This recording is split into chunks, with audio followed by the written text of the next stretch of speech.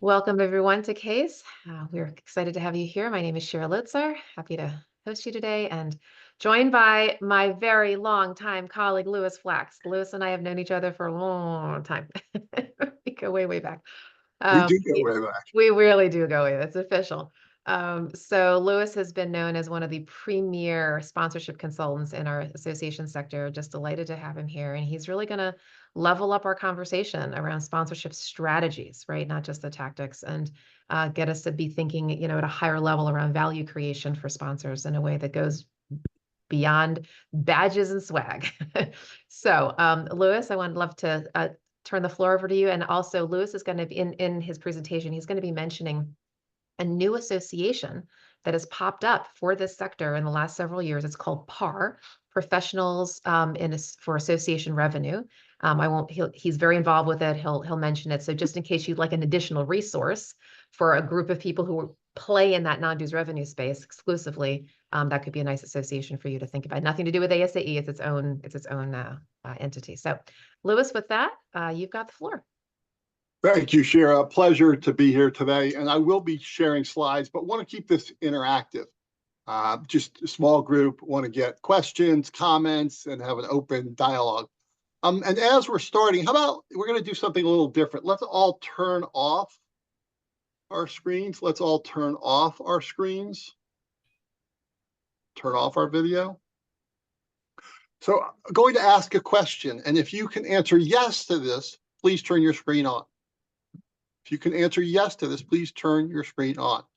Have you been with your organization more than 10 years? If you have been with your organization more than 10 years, please turn your screen on. Turn your screen on. All right, let's all turn our screens off. Okay. The next question is, are you interested in learning more about how to improve your sponsorship efforts?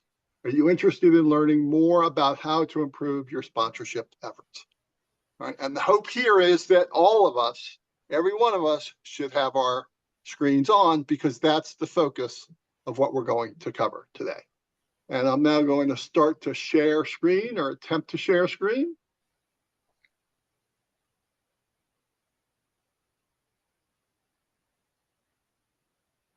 Second.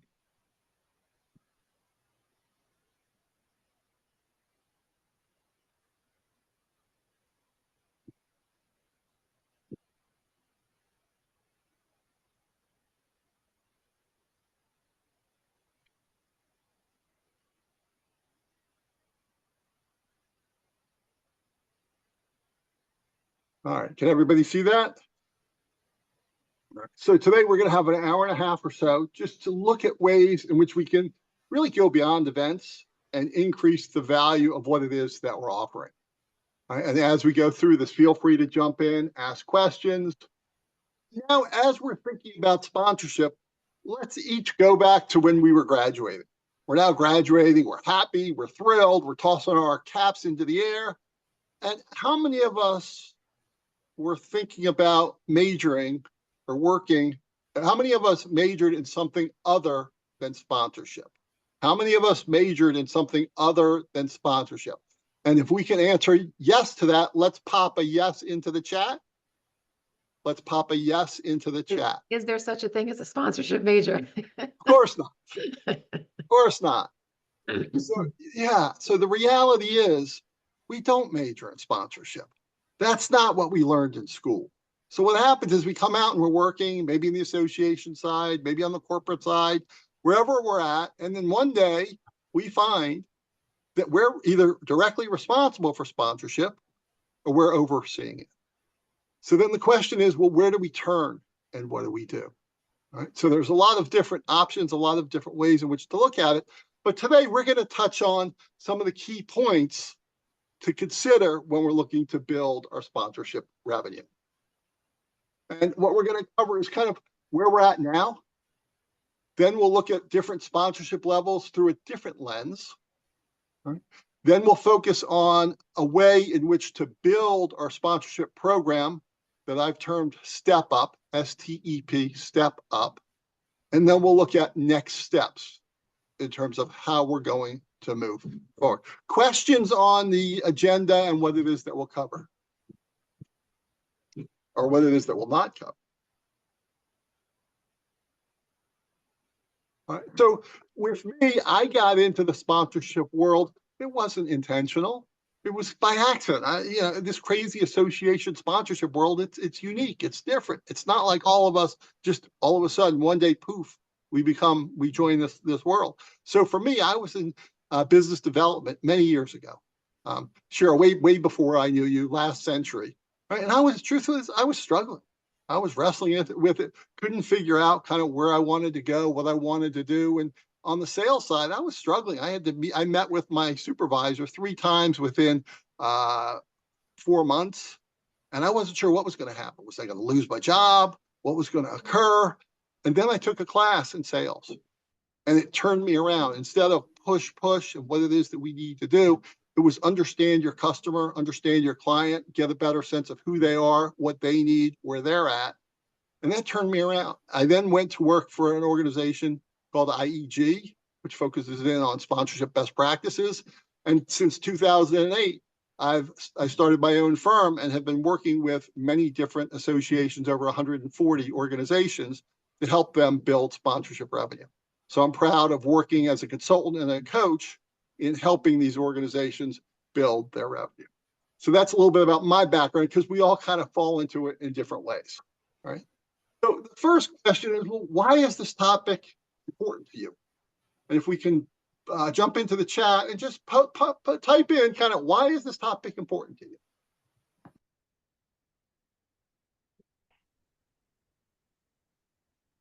And since we're a small group, if you'd like to open your mic and just maybe share a sentence or two.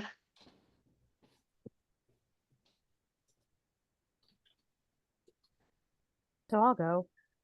Sponsorship landed in my lap literally when I first started at LCI about 11 and a half years ago. And so I took it and built it up a little bit, but it's getting stale. So I'm very curious to see how I can make it unstale, if that's a word, again. And LCI now is really focused on non-dues revenue. So as at the board request. So that's why the topic is important to me. And Eileen, when you say stale, can you describe kind of what that means in your world? Sure. We have different types of, we have sustaining sponsorships that are organizations that are sponsors for like an entire year, and they get certain benefits. And then we have, like, they sponsor the organization. And then we have event sponsors. And the two programs, like the benefits and how we treat them and all of that, has just been the same for several years. And that's what I mean by stale. There really hasn't been any improvement or change or anything like that to the benefits and the way they're treated. Okay, so lack of change over the last couple of years. Someone else want to kind of share why this topic is important to you? Don't everybody jump at once. Well, for us, our dues market is flat. We have every available member that's eligible to be a member of the association is already a member of the association, and membership dues run over 50% of our total revenue. So, and it's a small profession, so there aren't a lot of traditional exhibitor sponsorship opportunities available. So I'm looking to do something different to expand our revenue base. Thank you, Kevin. And what those two answers really state or tell us, which is the truth, is it's normally there's been a drop in revenue elsewhere, or revenue can't be increased in other areas. So all of a sudden the focus then turns to sponsors. And often it's less about what the sponsors can do and how they can add value. It's how can we generate additional revenue, right? And so revenue is the key driver. So today we're going to put that under the lens and look at, okay, what can we do and how can we move forward? And when we're talking about moving forward and looking at revenue, and Shira mentioned this in her introduction, there's an organization, Professionals for Association Revenue, and that popped up within the last 4 or 5 years. It's relatively new. And the truth is it popped up because, and when I say this, I'm speaking honestly, ASAE really doesn't cover this. I mean, here and there, there'll be a session or there'll be something that focuses in on it, but it's not of prime interest. Even at the annual meeting or different sessions, or in terms of committees or council, sponsorship is not that important. So PAR was established by a number of association professionals who've been intimately involved with ways in which to increase revenue. And they hold an annual conference toward the end of the year in November. They have member meetups. They have different sessions. They have a resource directory. There are a number of things that they do. So definitely recommend taking a look at PAR. That's Professionals for Association Revenue. Sure, anything that you want to add to what I just mentioned? No, other than I think their website is mypar.org. Is that right? Correct. Yes. Mypar, mypar.org. Right. And Sean Soth runs it, and then he's got a great group, a great crew who help out.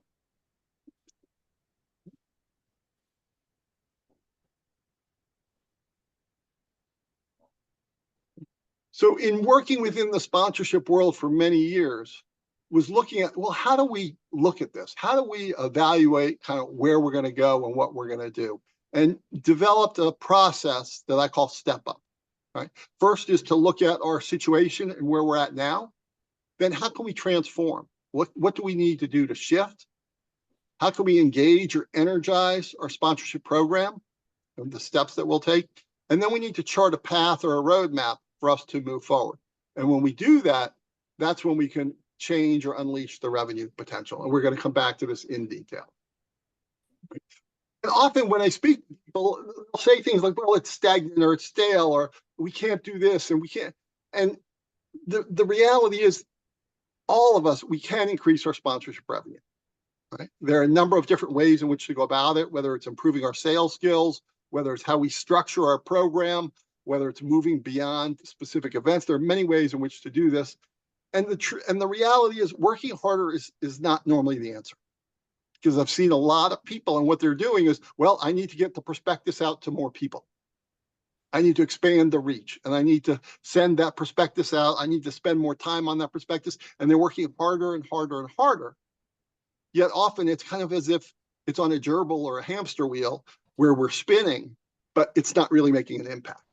So working harder, it's really not the approach. It's looking at it through the lens of how can we work smarter? What is it that we can do to be able to increase our revenue? And then there is a path that we can take to be able to get results and determine how and where we should move forward. And this comes from having been responsible for partnership sponsorship program, working for a consultant firm, and then starting my own firm many years back. Right? And key point is that in order for us to do this, we have to be willing to change our approach. So in concept, everyone's going to say, yes, this makes sense, and we agree with it. In practice, a lot of times people are so comfortable and set in their ways of, well, we've been doing it this way for 20 years, or we've been doing this way forever, and this is how we do it. And all of a sudden, the idea of changing the approach and shifting how we're going to go about it can be a lot more difficult than it needs to be. So I want to pause and talk and see if there's comments or questions related to changing the approach, because often that's a key point of, are we willing to change the approach? Anyone want to comment in terms of within their organization where maybe there's expectations for each event in terms of budget, and then it becomes difficult?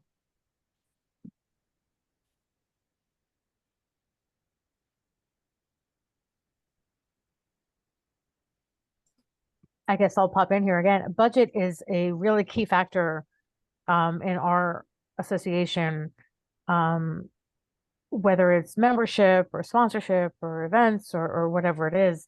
And it's a high goal to meet. Right. So if changing the approach is going to help that, I'm all for it. Yeah, and Eileen, you bring up a good point, because often I see where there's a budget for conference sponsorship, and then there's a budget for the sponsorship of X event or Y event, whatever it is. And the reality is, the goal is to increase the total revenue from sponsorship.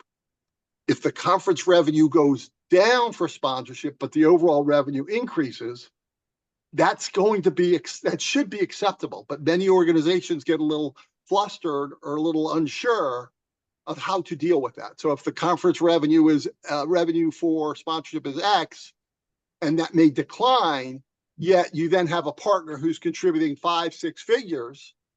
All right. And then depending on how it's allocated or if it's allocated back to the conference, that can make a big difference.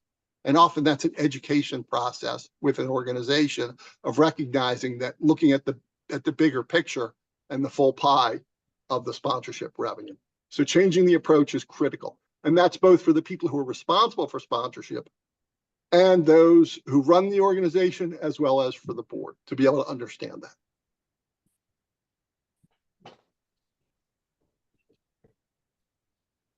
So this is Ray, and I had worked with him a number of years back, and he was wrestling with kind of what to do. They had one major event, and they had a couple of key sponsors, and then there were some sponsors who funded some of their different programs, and they focused in on patient education. They had a staff of 4, and the organization was struggling. And in our working together, we put together a simple plan using the step-up approach, and all of a sudden, there were 5- and 6-figure partnerships, which changed the direction of the association. And what we're going to walk through today is what I walked through with Ray a number of years back. So that's going to be the focus of our work, because we want to get rid of guessing and thinking, oh, this might work. If we're going to take new steps, we want to make sure we're taking them in the right direction. So the first area to consider is the different levels of sponsorship.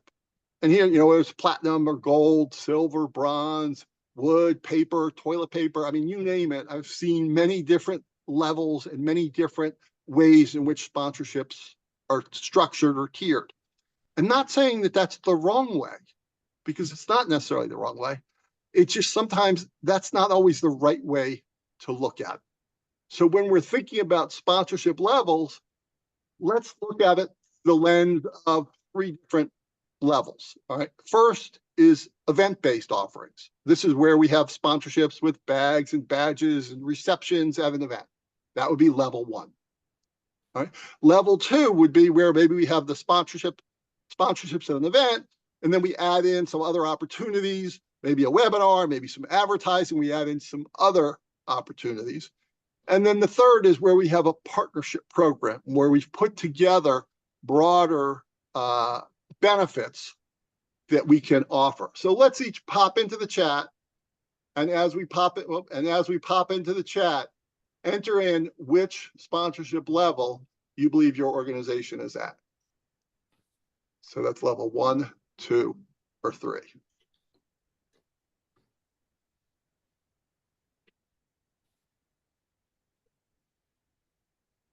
All right, so seeing a couple of 2s, some 1s, a 1 and a 3. Is that 2 separate organizations, or is that the 2 separate programs?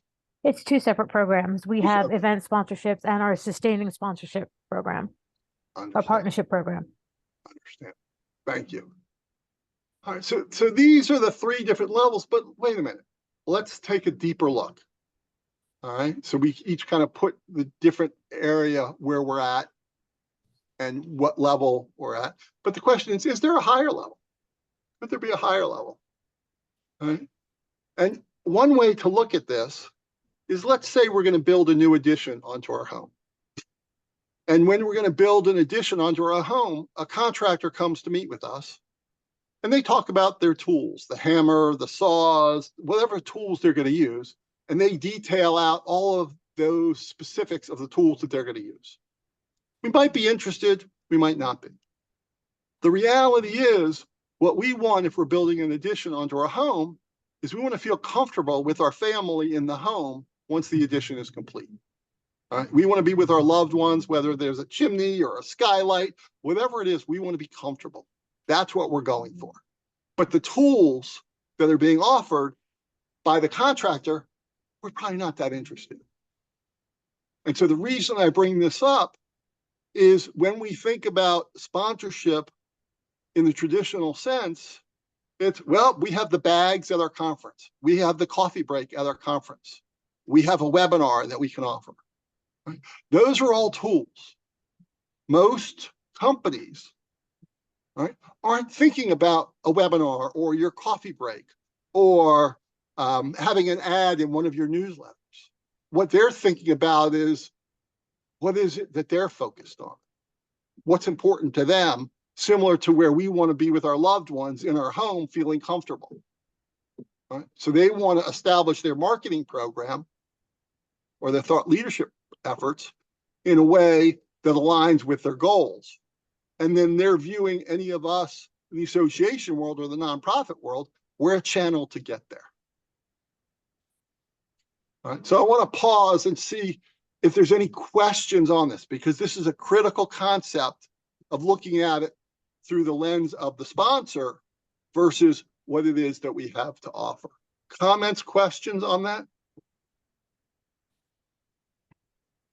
I have a question. Sure.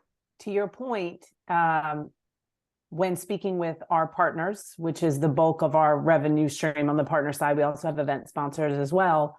The partners typically all want the same thing, which is they want to be in front of the members. They want to conduct education. I try to separate our education and leave that up to our professional development department. And I'm just here to create the partnership network and the relationships, et cetera. But my problem always comes in when their main request is to produce education for our members, because they feel like that's the most viable stream for them to get in front of them and to, you know, share their expertise, which is excellent. But how do you sometimes tell them nicely, I can't do that all the time, because they all seem to want the same thing? Understand. Can we, and Kimberly, that's an excellent question. Can we come back to that? Sure. We're going to cover a number of different phases. So when we're in the engagement or the path plan phase, can we come back to that? And if you Sure. want, remind me of that, and then come back to accounting firms, because that's an area that we can address. Okay. All right. So Kimberly brings up a very good point about what do we do when they all want the same thing, when they want education, when they're not, they want to be in front of the members and they want to conduct education, and maybe it's appropriate, maybe it's not. So we're going to come back to that. So now we're going to come back to the sponsorship step up, and we're going to walk through this. We're going to walk through this step by step to make sure that it's clear to everyone. And then here, as we go through it, we'll take questions, comments, we'll open it up for some conversation. So the first area to look at is, what's our current situation with our sponsors? All right. What do our sponsorship relationships look like? How well do we know them? Do we know a number of people within their organization? Do we know why they're at our organization? Do we know who else they're with? Do we know what else they're looking for? Right. So we want to evaluate that. And for most of us, that's pretty easy. The second area is, what are the roadblocks that are getting in the way internally, for the most part, for us to be able to establish a sponsorship program? All right. So some of you have touched on this previously, all right, in terms of Kimberly, what you mentioned, all right, and Eileen, some of what you touched on. So here, what are the roadblocks that we face? And the number one issue often is leadership buy-in and commitment. All right, we talked about PAR earlier. PAR conducted a survey, and leadership involvement and leadership commitment was the number one challenge. It could be within a smaller group where we're juggling multiple responsibilities. We have one job where maybe part of our job is exhibit sales and sponsorship sales, and we have other things to do. There are a number of different challenges or roadblocks that we may face in setting up this program. Most people push this aside. Oh, we'll get to that later. Oh, we'll take a look at it down the line. Because if that problem or that challenge is there, and it's there today, it's going to be there next month. It's going to be there 3 months from now. It's going to be there 6 months from now. So we want to be able to figure out what that challenge is and determine when we're going to address it. Doesn't mean we have to address it now. Yeah, it does mean we have to address it. So a few examples of this. In working with one group, and this is a small group, staff of 5, all right? And the CEO talked a good game. She was very much in favor of looking at increasing non-dues revenue and sponsorship revenue. Yet when it came down to it, we can look at it through the lens of words versus actions. So she spoke highly and positively to the staff about what to do. Yet when it came down to her taking action, her steps, there was very little. Right? Did she set accountability measures? No. Did she communicate this to the board and how important it was and for them to get involved? No. All right. Did she allocate budget for this? No. So the issue with did she provide introductions or meet with sponsor contacts or reach out to them? No.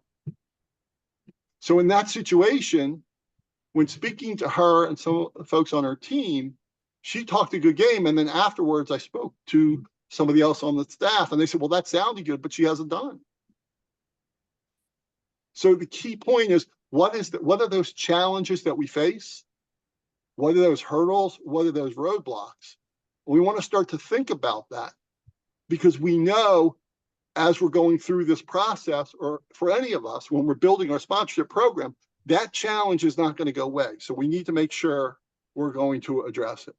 Louis, if I can just interject here, and I'm not sure if you're going to be covering this later in your presentation, but I actually look at the slide and I think of it on the other side. I think of it also on the sponsor side, right? So as we know, with every sponsor, I mean, this is a sales relationship, right? You've got a buyer, you've got a decision maker, right? You've got folks on that other side who they themselves might have a right hand, left hand situation. You know, do they have the budget for this? Is that company invested in the mission of this organization? Is there synergies? Do they, right? What kind of metrics are they trying to, I'm just thinking about their side as well. I'm not sure how much you're going to be getting, but I literally see these bullets. I'm like, oh, yes, there's a flip side too to that.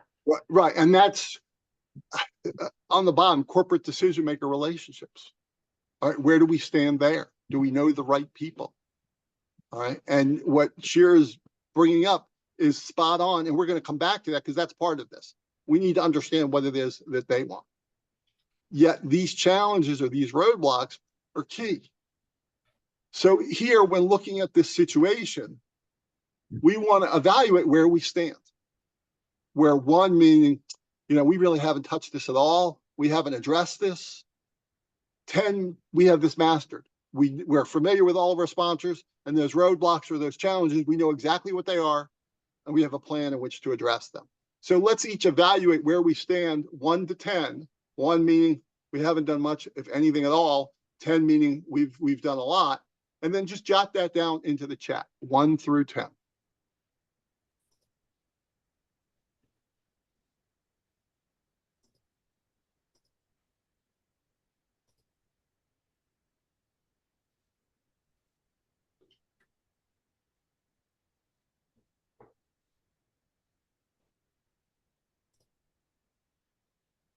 All right, so mostly middle of the road. Okay, so you have 7 and a 6. Yeah. Okay.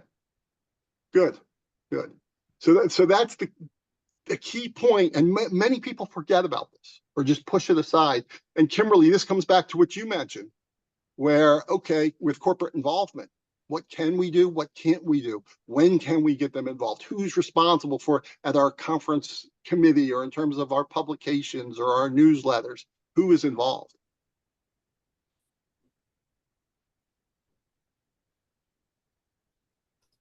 So we want to understand the current situation. Then how can we transform? All right, what is it that we need to do to be able to move to the next level? All right, and there are a number of things that we need to do. First of all, what assets do we have? We talked about the tools, right? So we have a webinar, we have a conference, we have all of these different tools that we can use. How can we convert them to benefits? All right, and then with our sales and marketing efforts, where do we stand there? Are we familiar? Are we aware of what we can and can't do on the sales end? So, for example, in speaking with one individual at an association, they had about a staff of 7, and he was responsible for selling the booths. And he did a very good job of selling the booths and some of the basic sponsorships. And when I asked him about selling broader partnerships, he said that they were working on that. They were putting together the program. and they put together the program. And when I talked to them about the program 6 months later, there were no sponsors that had been sold. No higher level partnerships that had been sold. And the issue was he was too comfortable sending out a prospectus, waiting for people to respond by email or phone, and then following up and talking to them about the conference. He then added to that prospectus a lot of other details related to the partnership program, yet he wasn't talking to the right person. He wasn't that comfortable with it. His sales approach hadn't changed, because selling a booth or selling a standard sponsorship or selling an ad is often transactional, where selling a broader partnership program is more strategic and holistic. So there needs to be a transformation, both in terms of what it is that we're going to offer, the opportunities that we're going to provide, and how we're going to go about it from a sales and marketing standpoint. Louis, Because can you go ahead and redefine the assets versus benefits? I think that's probably a key thing for folks to understand. sure. So the assets are the communication channels, the audiences, the programs that you offer. Those are your assets. When we take those assets and transform them into benefits, all of a sudden we're providing value to the organization. All right, and here I'll give an example. This is a little bit of outside the association world, but it connects back to me and to my world. So years back when I got engaged, it was at a Screen on the Green. You know how they show the movies at in the summer at a park or at a place like that. And so my wife and my fiance at the time, we were going to get married, and I was going to propose to her, and she kind of knew I was going to do that. So at the Screen on the Green, I was called up to the front of to the MC had called me up, and then they said, okay, we're going to have a couple of trivia questions. And so the trivia questions related to the movie, related to this, and then it was to call my fiance up and to propose to her. And she had no idea that this was going to happen, and it surprised her, and it worked out quite well. The reason I bring that up is 25 years later, I was working with an organization that hosted Screen on the Greens. And the idea of, okay, they're looking for a sponsor for the Screen on the Green, and the sponsors would pay maybe a couple $100. But if they were to work with a jeweler, what could that jeweler offer? Right? For guys who were like me and weren't sure what to do or how to go about it, well, here's a little engagement, here's a little proposal and engagement program. They could bring in a photographer. They could advertise in their store and in their ads about how they could help guys who were struggling or weren't sure what to do. And then when there would be a proposal at a Screen on the Green, all of a sudden that jeweler could serve as the MC. Somebody from the jewelry store could serve as the MC. And so do you see how getting a sponsor for the Screen on the Green compared to looking at it through the lens of a jewelry store and guys who were struggling or weren't sure what to do could be a transformation. And I use that because it's personal to me, and then it came back in my career years later. So what can we do to begin to transform? Right? How can we transform in a way in which we're moving forward? Sure. I don't know. Does that answer it, or should we dig a little further? No, I think that's actually good. In fact, it reminds me of we've all watched movies, we've all watched TV shows, and we all know about product placement, right? And I was recently, my husband and I have been binge watching The Resident on Netflix. As this doctor hospital show, and I've noticed that at the end of almost every single episode, there's a little disclaimer that says Microsoft was featured or sponsored or what have you, because you could say they had AI technology, right? So, and Microsoft obviously partnered with Netflix to make sure that in this medical situation, they're showing their capabilities. So I wonder about the creative ways that we can go beyond, right? All the bags and the swags and all of these things, and say, hey, our association is focused on X issue, Y issue, what have you, and we're going to intentionally partner with Z sponsor who has a particular niche, nuance, solution, what have you, and make it much more, sort of impactful than just the general, hey, we're just going to sponsor the breakfast, that kind of thing. Right. That's what that brings up for me.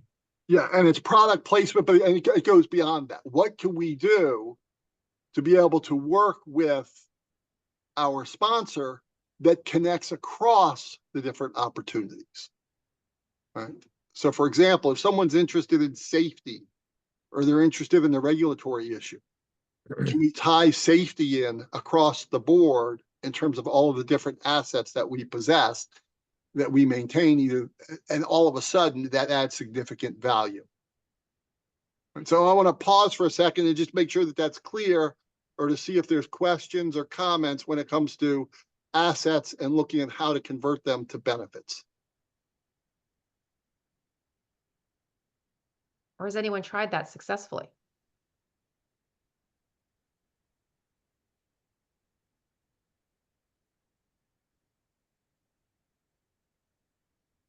And we'll come back to ways in which to create that transformation.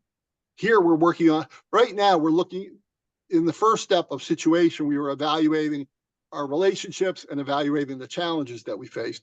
Here we're looking at ways in which we can transform. Okay, how can we move forward? What is it that we can do when it comes to the benefits, the opportunities, how we handle sales, how we handle marketing, and then in terms of internal. When I say internally, how do the different departments work together? And Kimberly, this touches back on your comment about either a conference committee or others who are responsible for editorial content.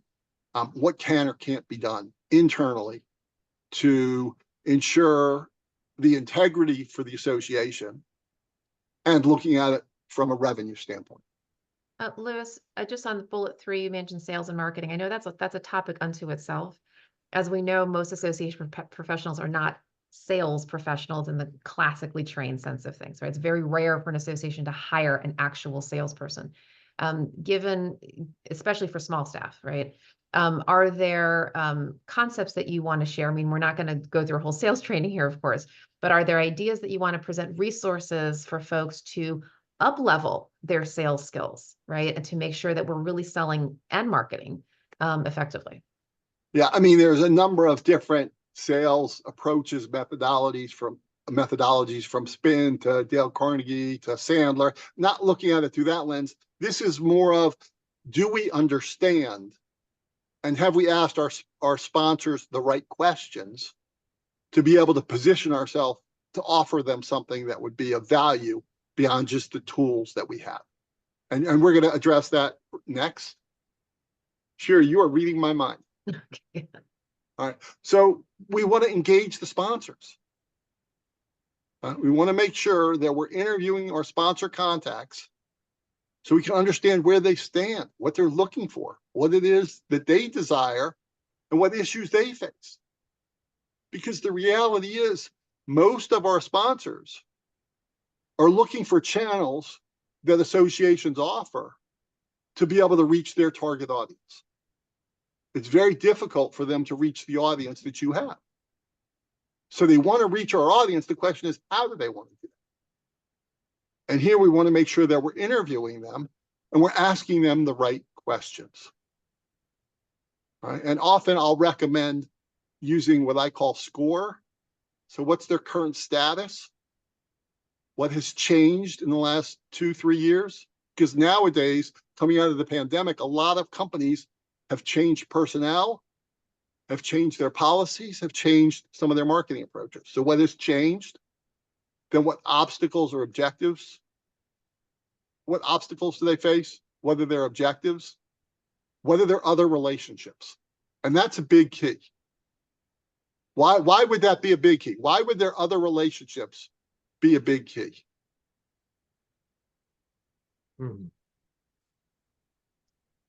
Anyone want to take a guess?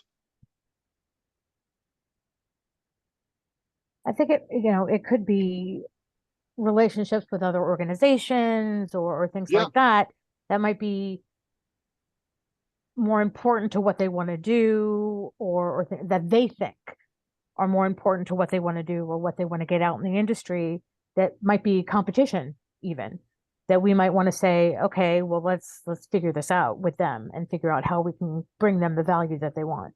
Right. So if we're speaking and we're interviewing a sponsor contact and we ask them about their other relationships, and they say, well, we exhibited this one other show, and that's all that we do. What does that tell us in terms of a broader, bigger sponsorship? Likely or unlikely? Probably unlikely. Unlikely, yeah. Now, if they tell us they're spending six figures and they're doing X, Y, and Z, and they go into detail about what they're doing, what does that indicate to us? That they'd be more likely to, I guess, Yeah. invest in what it is that we have to offer. That's right. So we want to ask them about their other relationships for a few reasons. One is they're going to share their best relationship that they're most proud of. Right? When they begin to describe that relationship, we want to probe and ask a lot more questions. Because if we do, we can learn what benefits are important. We can learn who was involved in making that decision. We can understand and get a rough estimate of their budget, or we could ask them about the budget. We could figure out how many of their staff was involved and in what way. And then we can figure out, all right, where or how can we fit in? Because if we can mimic or copy or replicate what they've done with another group, often that's going to put us in a positive situation. So we want to ask about other relationships, because otherwise they're probably going to just tell us, they're going to yes us. Oh, sure, we're interested. Oh, sure, yeah, send me a proposal. But if all they've done is exhibit at another show and that's it, we don't want to waste our time sending them a proposal. So we want to get a sense of their other relationships. If there's a key to those interviews, it's asking that question. It's interesting, Lois. It's almost like what you're suggesting might sound a little counterintuitive. You would almost think, oh, if they're investing in all these other groups, they're not going to have money for us. What I think what you're suggesting is because they're investing in all these other groups, they've invested a lot of marketing dollars and they're more likely to invest. Yes. And it puts us in a situation where if they're investing all these other dollars, right, we want our piece of the pie. But in order for us to get that revenue, they're probably going to exhibit with us, maybe buy an ad. But if we can understand what they need, why they need it, and who's involved and what the budget is, we can then position our offering in a way that they're likely to move forward. And asking about their KPIs, right?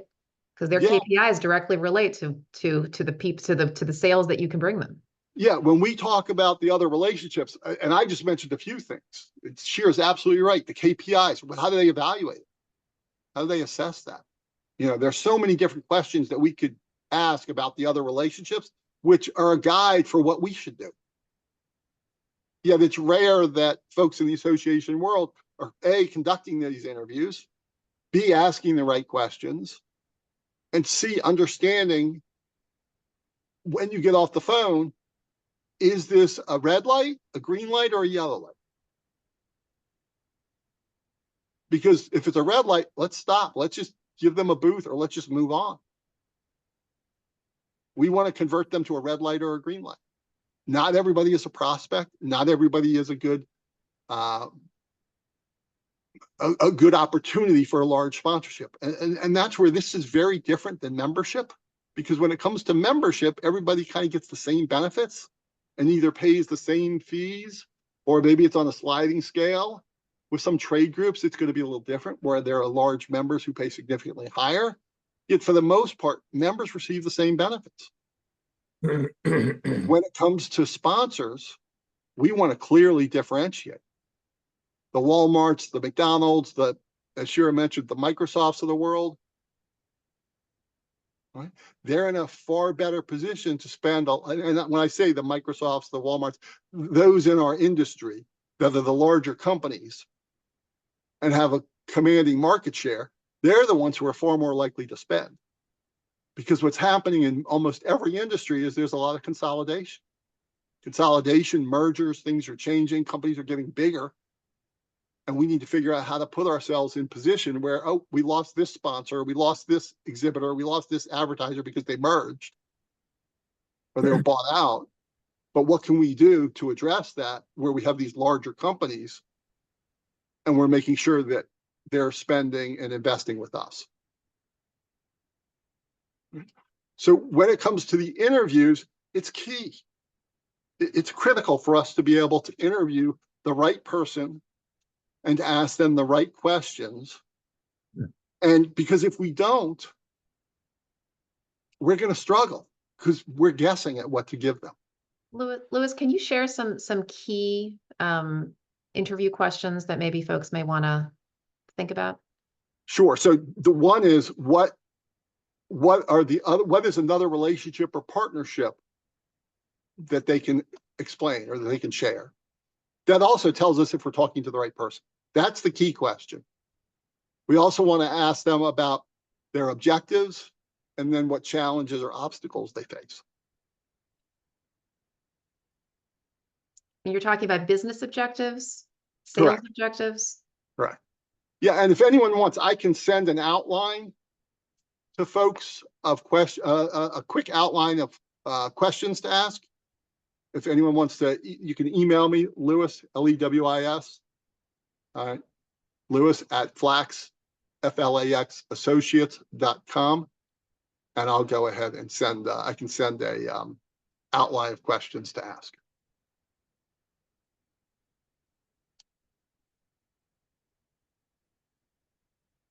I just put it in the chat. Okay. All right. So here, when it comes to interviewing our sponsor contacts, it's critical. And one individual who I talked to, he said, you know, I've interviewed everyone. I give them this template and I've interviewed. Well, what happened? Well, it wasn't really the right person. All we did was talk about the conference. So we need to transition to the right person. And we need to be asking the right questions. What's a good way for folks to find the right person? Here, it's a question of there are a number of ways we can navigate through LinkedIn. If we already have a relationship. Right, so let's say we're speaking to someone who's responsible for the conference or the trade show. All right, we can ask them who handles broader marketing efforts, who handles specific content. We can ask them questions like that to be able to get to other people within the organization. Sure, anything you want to? Yeah, because I was also thinking about if you want to explain the difference between the buyer and the decision maker. Yeah, so when we're looking at it, sometimes the decision maker is the person who we may not, they're not reading a prospectus. They're never going to read the prospectus. They're going to pass that along. All right. The buyer or the end user may be someone who we're talking to, but they're just forwarding along what was stated to them. It's like the difference between the director of business development, right? That's the person you're talking to, and the CFO or the COO. They may be the decision maker holding the purse strings. Right.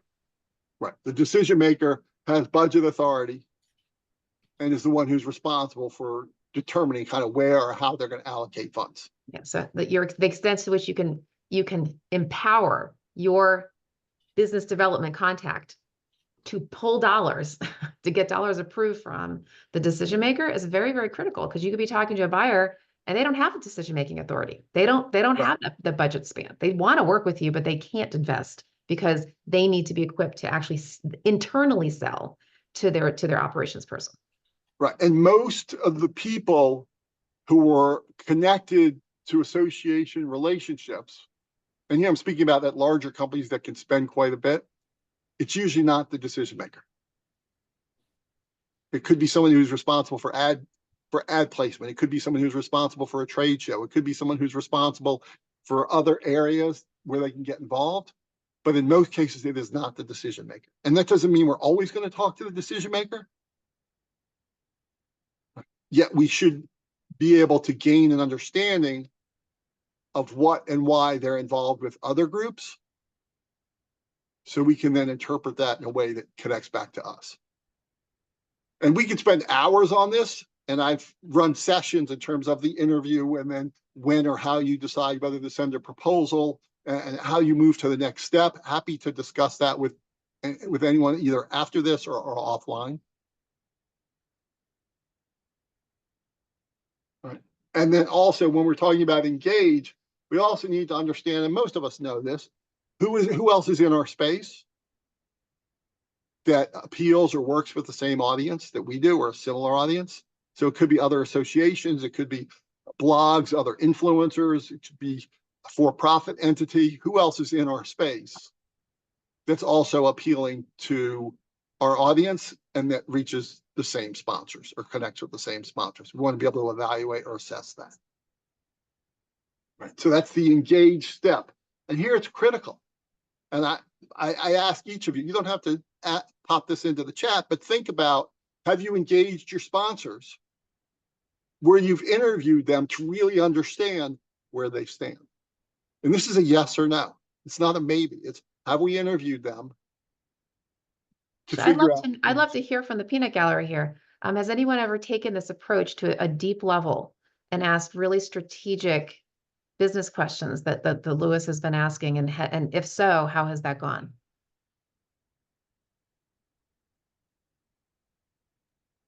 I think what you said is interesting. What we do and have done in the past is not necessarily interview beforehand, which is awesome, and now I'm going to do that.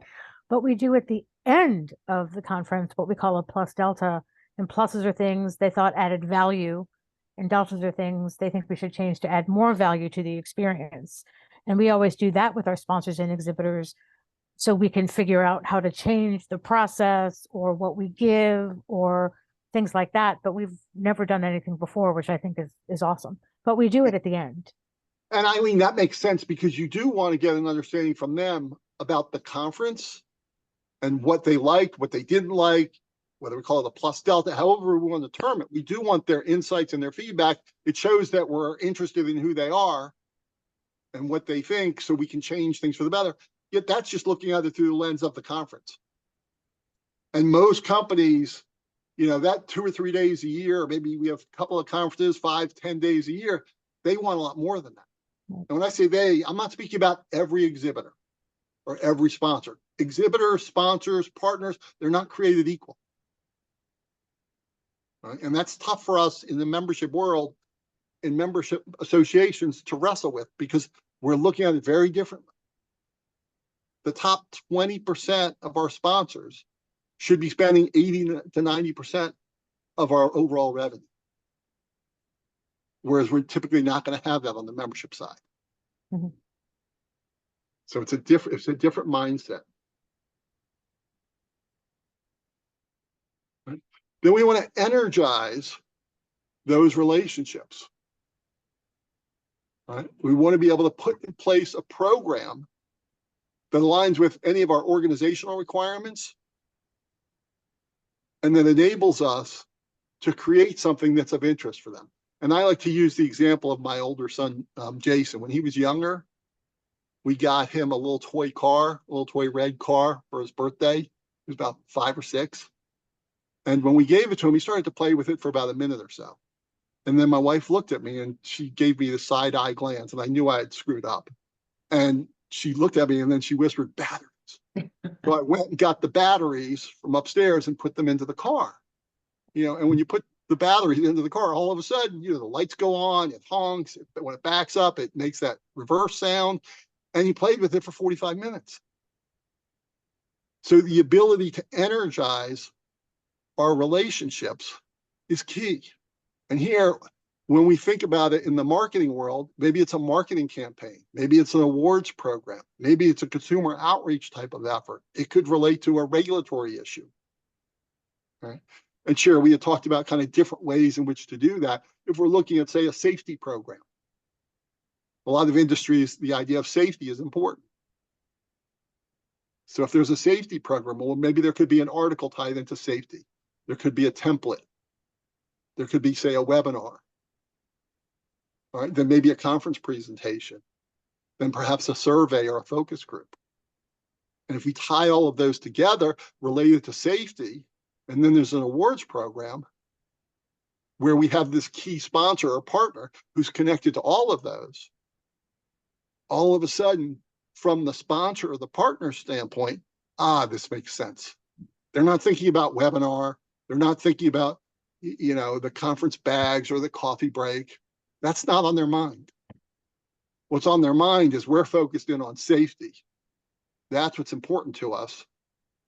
And that's what we need to address. Right. So I mentioned safety. It could be a consumer outreach campaign. I've seen where medical groups or other groups have been involved with those programs, award programs, mentorship, or other types of intern type programs. There are a number of different ways in which to look at it, and it depends on the type of company and it depends on the industry. Yet many of the larger companies have specific campaigns or efforts, or on the medical side, they're launching a new drug. They're launching a new medication. And what is it that they want to do? And granted, for if any of the folks here work in medical groups, those dollars are here today and 3 years later they disappear. Yet that's what we want to understand. Louis, I'd love to do a little brainstorming if that's okay with the folks on the call, because I think you just lit maybe a little fire under some folks.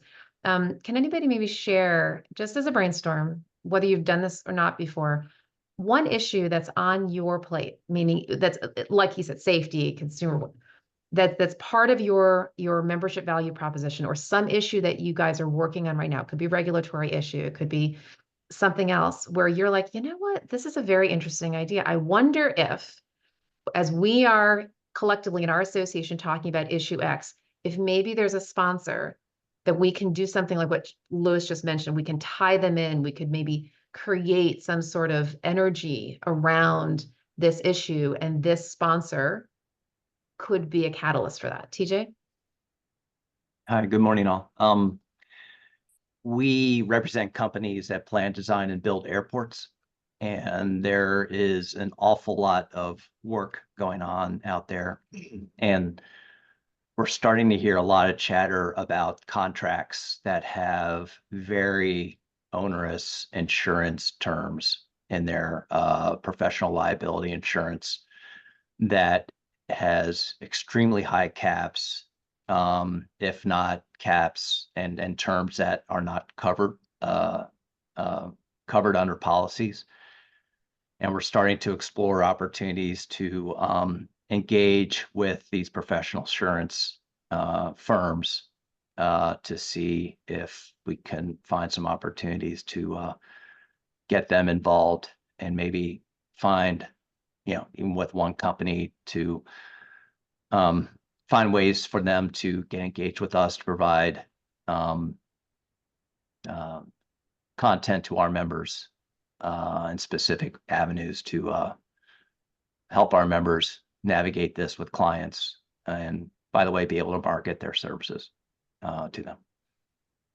And TJ, that makes a lot of sense. The issue here is to make sure that it's positioned from the perspective of how this is going to enable that insurance broker or underwriter to be able to reach their audience in a way that connects and works for them, as opposed to what often happens: oh, this is a member benefit, and thank you for providing us, these articles and this information.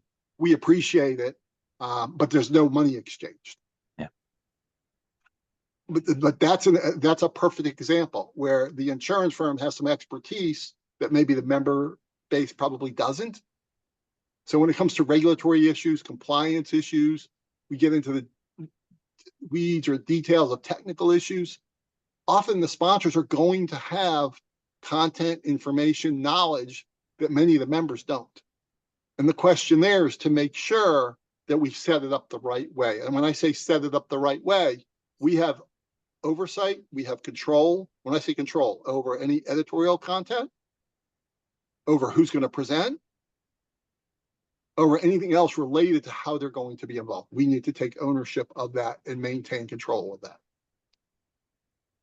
TJ, anything you want to follow up on related to that, or that you want to ask? No, you're spot on, and that is, I guess, how to effectively monetize it, and not in a selfish way, but that it's a win for both.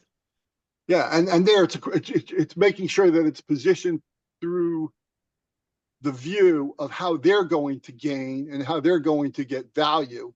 And by placing their content or their information in front of your audience gives them a significant advantage over their competitors.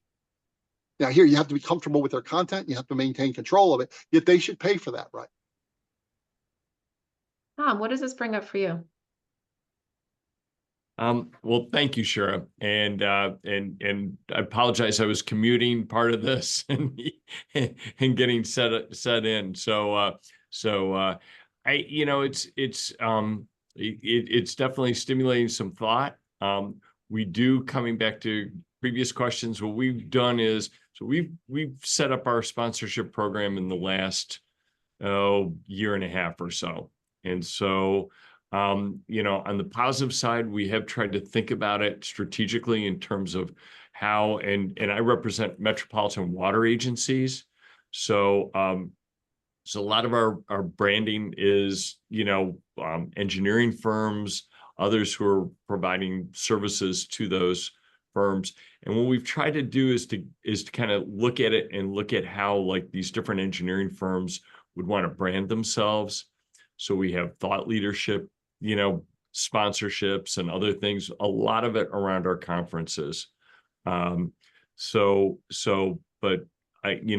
you've helped me think about some other products that we offer that could potentially be sponsored. We do meet with our sponsors on a quarterly basis.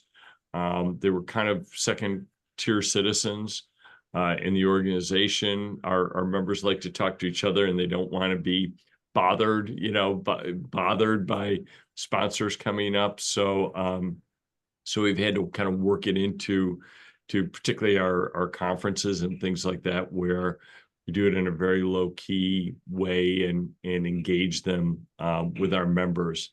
So again, I'm kind of listening and thinking about we've got environmental justice issues, we've got sustainability issues, we've got other things that I think could lend themselves to that branding opportunity for some of the providers to our members. Thank you, Tom. And want to address some of what you mentioned, and Kimberly, come back to your question that you mentioned earlier, where you may not have the authority in terms of what can or can't be done. And this ties into the organizational requirements that each association will have.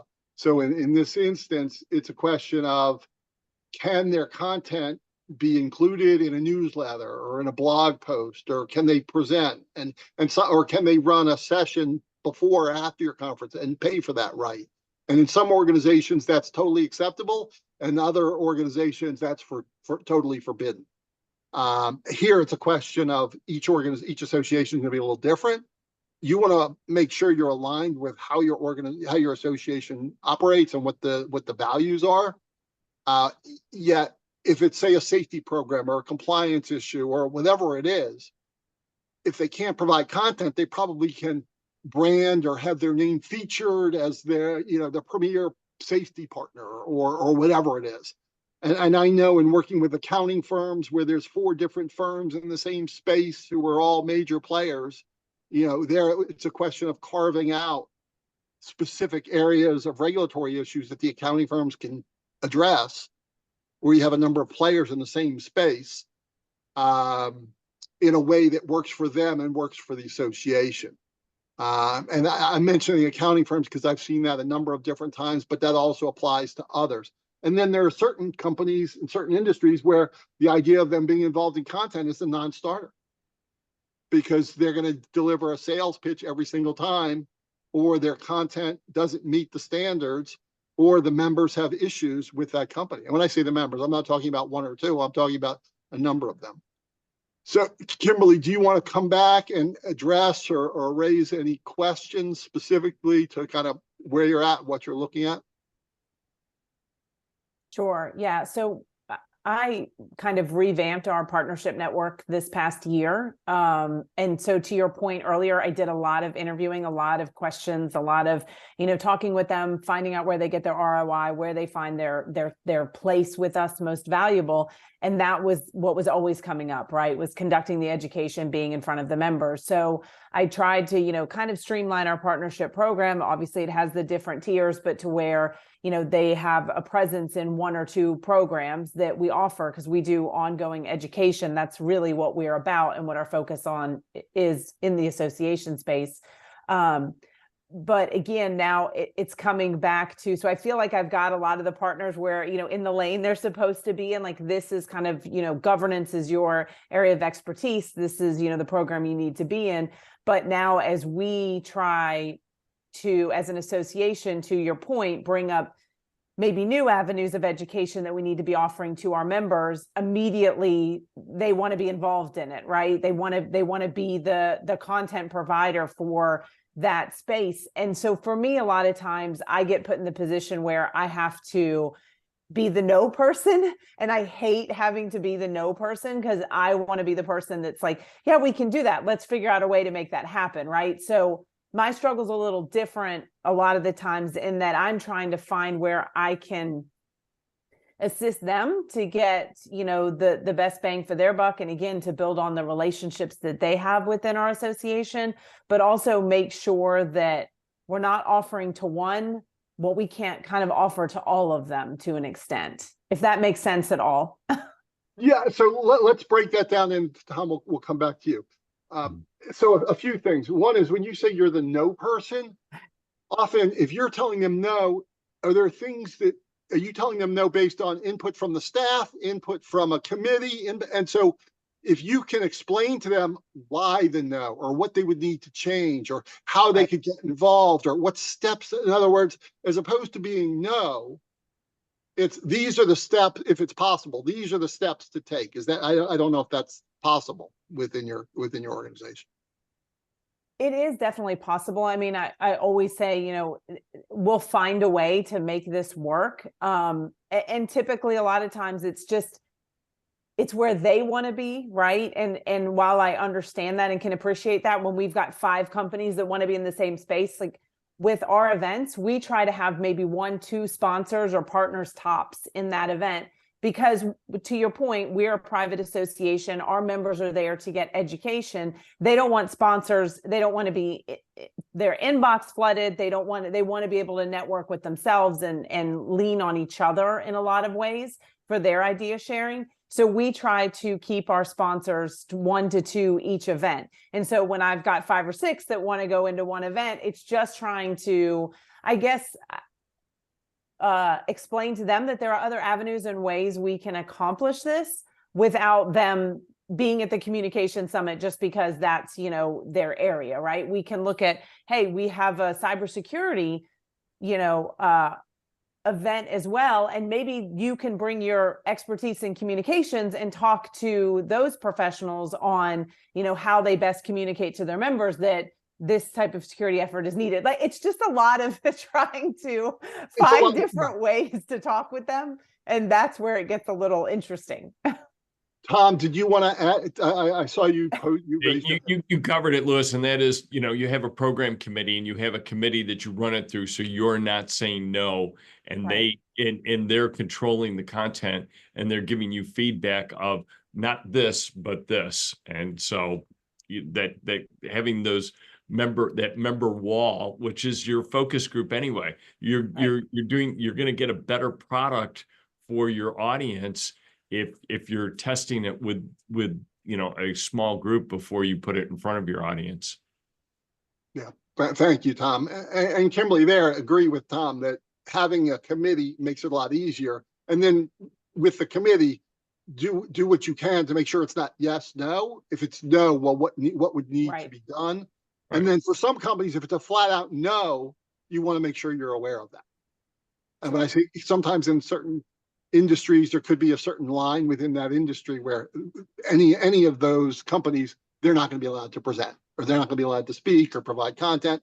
I've seen ways in which to deal with that, where let's say an article is going to go out, but you use a different font, a different typeset. It looks totally different. It's kind of like what the newspapers would do, where it's an advertorial. I've seen some groups do that. Yet within your association, you're going to have to kind of figure out kind of what makes sense in terms of those internal dynamics. And then if there's challenges there, what can be done to address those in a way that helps to boost revenue? Because sometimes there is the idea from within the association, we can't do X, Y, and Z. But if we're looking to increase revenue, it can place you between a rock and a hard place. Anyone else want to comment on what Kimberly mentioned? Because often this is going to vary association to association.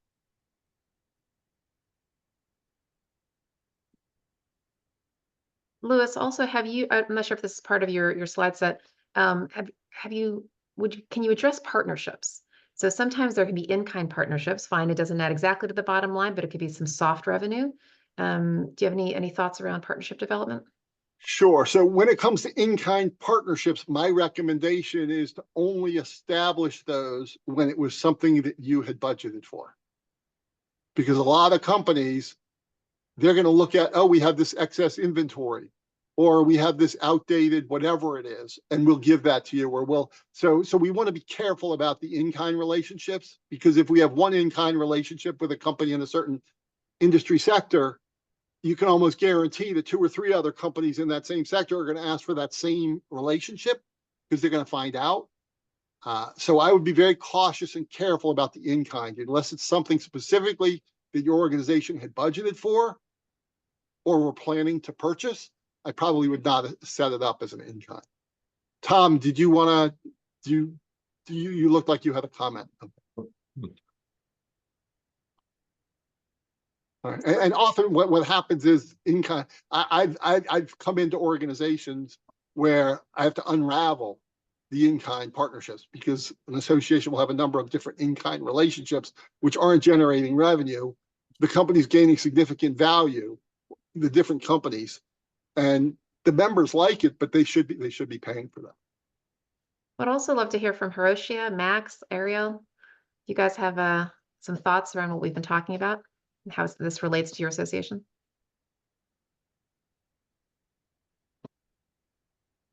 Nothing specific right now, but Okay. I appreciate it. Yeah, no worries. Hiroshia? Similarly, I'm just really writing down notes to be able to share with my organization. But I completely agree with what Louis has been saying, especially about running the content by committees to be able to let them yes or veto or approve whether or not that content is appropriate for whatever session that's involved in or a webinar or whatever. So I specifically was I like that part. Yeah, thank you, Hiroshia. And I'm a big fan. My role is to help associations increase their revenue. I'm a big believer that the values and how a membership committee is going to address it needs to come first. You don't sacrifice your values for a couple of dollars, because that's going to lead to problems down the line. It's not going to end well. Thank you. Ariel, any thoughts from you before we go on? Taking it all in. Thank you. Yeah, great. And finally, Jim, any input?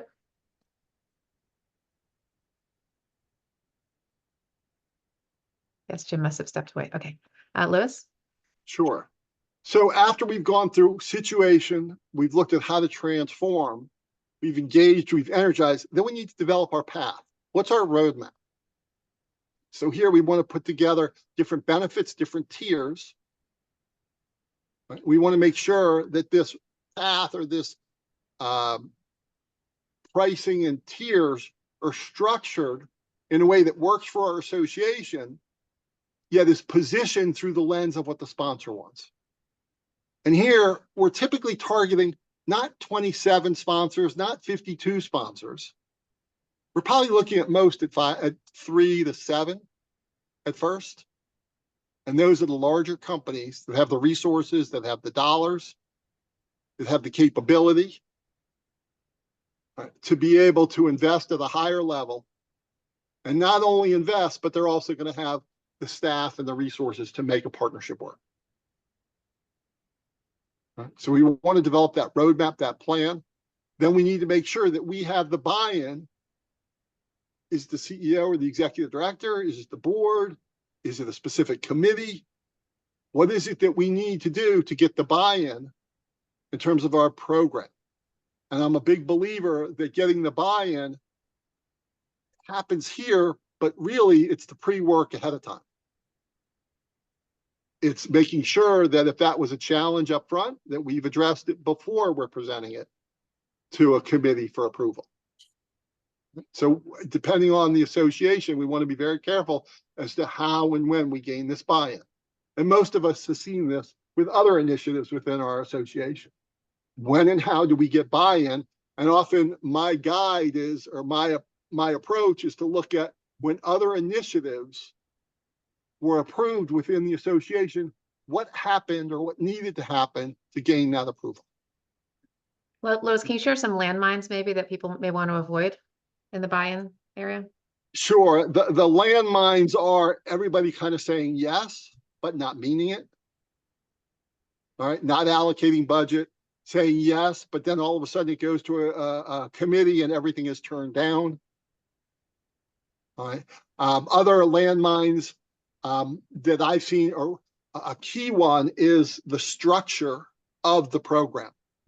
And I've seen this a couple of times where an association will have an associate membership program for the suppliers, and they'll add benefits and then add more benefits. And what ends up happening is the associate members are getting a lot of the value. And then when trying to structure a higher tier program, it can be very difficult. So we need to make sure that there's differentiation among the levels. It's not you get, you know, at the top level, you get 10 registrations. At the second level, you get 5 registrations. At the third level, you get 2.5 registrations. I'm joking about 2.5, but that's not differentiating. Differentiating is at the top level, you get a focus group or a survey. You're then involved in a webinar, right? You're then going to present at a conference, and then we're going to follow with some type of template or some type of offer with an umbrella type topic. And then the focus group or the survey or the webinar or whatever those benefits are, some of them are restricted to those higher levels. Now, often that can be difficult because it may be viewed as quote unquote unfair. Yet the truth is, for the larger companies who have the resources and the dollars, often they are going to get more, and they should get more. They're in a better position to do so. The biggest issue that I see is where the tiers are structured incorrectly. The associate membership program is often, it gives way too much away. And then the buy-in of leadership or staff has not been done in the right way. Another landmine is, do we have the right people in the right seats? And then how are we going to go ahead and implement this? So Shira, I don't know if, do you want to comment or add to any of that, or does anyone else want to jump in? So I'm just wondering also ways to avoid those landmines. Are there ways to ensure, you talked about the committees, you talked about the boards and people saying yes, but they're not really meaning it. Are there certain probing questions that people can ask their leadership? Are there certain ways to make the business case, or sort of, right, present it in a way that's going to be more to help people be more of an influencer? So when it comes to leadership, and this is both for a CEO, executive director, and for staff, there's a template that I've created to look at what it is to evaluate kind of where you're at and what you can do, coming back to KPIs and some other things that a leader can do to make sure that the program is set up for success. It's a little bit of an assessment for a CEO to look at in terms of where they're at, or staff to look at. So if anyone wants to receive that, happy to send that to them. And you could just email me. I think Shira had put my email into the chat. Happy to email that to folks. So Shira, when you recommend any ways in which to address this comes back to the first step, because often here, in terms of these areas, they often tie back into the initial challenges that the association faced. And this is where they pop up. The challenges were there, they weren't addressed. And then all of a sudden there's a program that's being presented to a board or to a committee, and all of a sudden it just doesn't, it either gets approved, but the requirements are so onerous that nothing's going to happen, or it's not going to get approved, and all of a sudden we're sitting there struggling. You know, it really brings me to an even bigger mind shift, right? To thinking of your association as a B2B organization.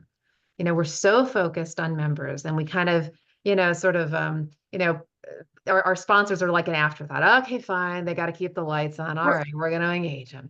You know, if associations were for-profit companies, this would not even be a consideration. Your sponsors would be your customers. Your sponsors would be the market that you're going after. You would have a go forward plan to say, look, these are the markets we're going after. These are our target audiences. Actually, much like you do with members.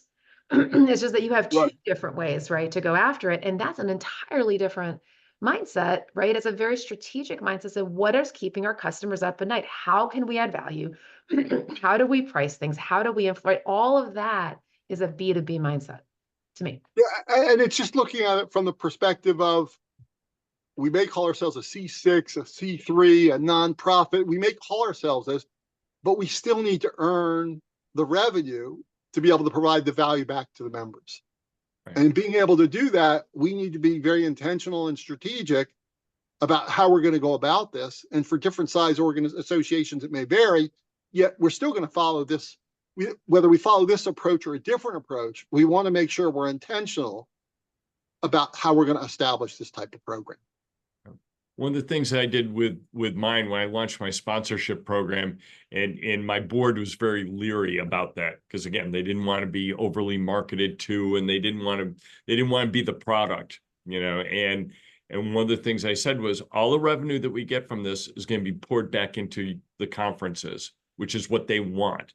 And so they're seeing better food, they're seeing, nicer stuff they're getting. And so when you can tie it to something, not just we're going to drive more revenue, but here's what the revenue is going to benefit you, and make it tangible to them, then I think that also helps one, bridge this sort of divide. Because if I went to my board and said, we're a B2B company, and even though it's true, Shira, I totally agree with you. If I went to my board and said that, they'd go, I know. Yeah. It's a mindset. And you would have to, you're selling us down the river. And I know you're not, you would never say that. You would never say that. Right. But even that mindset of thinking that, or whatever, you just have to think about it in terms of, yes, you're a B2B company, but in a very sophisticated way. How are you adding value all the way around across all your different customer bases and customer segments? And how are you intertwining those and connecting those and driving the value all the way around? And what I keep saying to my members is, your consultants have content expertise that they can bring to you, and that you can get and at a high level. And so we focus on that. And that's really kind of helped me bridge that divide. And so I've added webinars where they're bringing their expertise, not selling, but giving them perspectives and ideas that help them, with their jobs. Yeah. So, I was going to say, Tom, you just articulated, it's the difference between being sold and being educated. yeah. Right. Yes. Nobody wants to be sold. No slick oil, right? It's all about the education. Yeah. Thank you, Tom. And that blends in nicely with, what did we learn? So let's each think about kind of what our takeaway is from the last hour and a half. And not only our takeaway, but what step are we going to take? What action step are we going to take based on what we've covered here today? So just think about that. If you want, you can jot it down in the chat. Don't need to. Key is just to be thinking about what our takeaway is.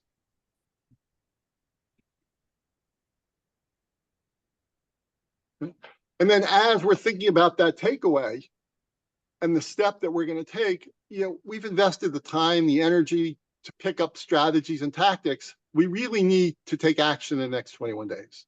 Email's going to pile in, your inbox is going to be full, you're going to have different meetings, all different things are going to happen. And then all of a sudden, sponsorship and making these changes and shifts are going to fall by the wayside. So the key is to figure out kind of what's next and to take that step to be able to move forward. And as we're thinking about that, we can take bite-sized steps to move forward, and that's going to help us. Yet for us to be in a position where we have a steady stream of revenue and we have a few top sponsors, we've set this program up using Step Up in the right way, that's where we want to be. And most people don't take action. They don't move forward. They get back into a comfortable pattern of what they were doing. The key here is, do we have someone in our corner?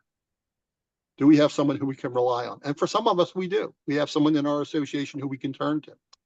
And if it's not, happy to set aside time for the first 2 people who reach out to me to set up an hour call and either walk through this, walk through the challenges, walk through whatever it is that you want to discuss in terms of what steps to take and how you're going to move forward. All right, so for the first 2 that respond, happy to set up a complimentary hour session to discuss. And so here, as we move forward, my hope is that for each of you, this has been helpful. You've gained some insights, and it's put you in a position where you can boost your sponsorship and your partnership revenue. Sure, with that, I'll turn it back over to you. Thanks, Louis. Fabulous. Thanks. And thanks everyone also for your contributions. I think we've had a good, rich conversation, and thanks for also for offering to open your calendar up for a couple people for an hour each, because your insights are very rich.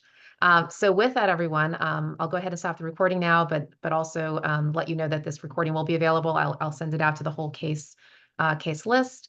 And for those of you actually who are kind of wondering what we're doing with these deep dives, I've, as you probably have seen, I've started them in the last 6 months or so, where we are kind of alternating, right? We have one case meeting that's a peer roundtable, and then the alternating month I've been, recruiting colleagues like Louis to come and do our deep dives, and then again the other month is going to be the peer roundtable. And by the way, starting in 2025, just heads up, going to be shifting our time.